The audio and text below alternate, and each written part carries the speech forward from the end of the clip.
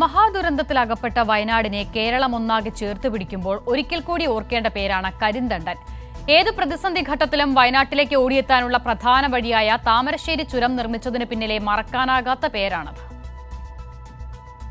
മലയാളികളുടെ നാവിൻതുമ്പത്ത് എന്നും നിറഞ്ഞു നിൽക്കുന്ന ഒരു സ്ഥലപ്പേരാണ് താമരശ്ശേരി ചുരം. ആ താമരശ്ശേരി ചുരം വഴിയാണ് കേരളത്തിന്റെ സ്വകാര്യ അഹങ്കാരമായ വയനാട്ടിലേക്ക് എന്ത് അപകടമുണ്ടായാലും ആളുകൾക്ക് എത്രയും പെട്ടെന്ന് ഓടിയെത്താൻ കഴിയുന്നത്.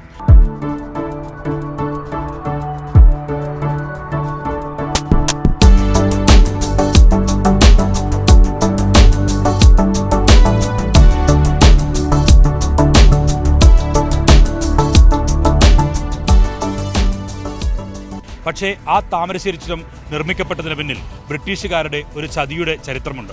ആ ചരിത്രം കരിന്തണ്ടന്റെ ജീവിതം കൂടിയാണ്.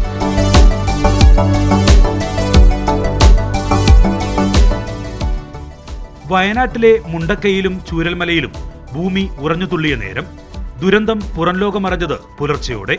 സാധ്യമായ സംവിധാനങ്ങളെല്ലാം ഓടിയെത്തിയത് പ്രധാനമായും ഈ മനോഹരമായ വഴിയിലൂടെയാണ്.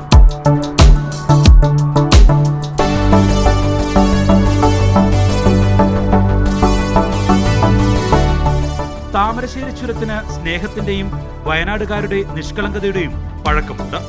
ഒപ്പം ബ്രിട്ടീഷുകാരുടെ ചൂഷണത്തിന്റെയും ചതിയുടെയും ചരിത്രം കൂടിയാണത്. ചുരം കയറി ലക്കിടിയിലെത്തുമ്പോൾ ചങ്ങലയിൽ ബന്ധിച്ച ഒരു പടുകൂറ്റൻ മരം കാണാം. അതിനൊപ്പം തലയെടുപ്പോടെ നിൽക്കുന്ന കരിന്തണ്ടന്റെ പ്രതിമയും.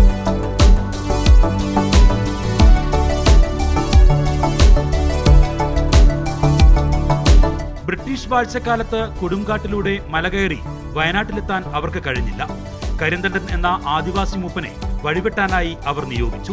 കൊടുങ്കാട്ടിലെ 3 മലകൾക്കിടയിലൂടെ 14 കിലോമീറ്റർ ദൂരത്തിൽ കരിന്തണ്ടൻ ആത്മധൈര്യത്തിന്റെ വഴിവെട്ടി. എന്നാൽ പണി പൂർത്തിയായതോടെ ബ്രിട്ടീഷുകാർ കരിന്തണ്ടനെ വെടിവെച്ചു കൊന്നു. ഇന്ന് കേരളത്തിലെ ഏറ്റവും മനോഹരമായ കാഴ്ചകളിൽ ഒന്നുകൂടിയാണ് താമരശ്ശേരി ചുരം.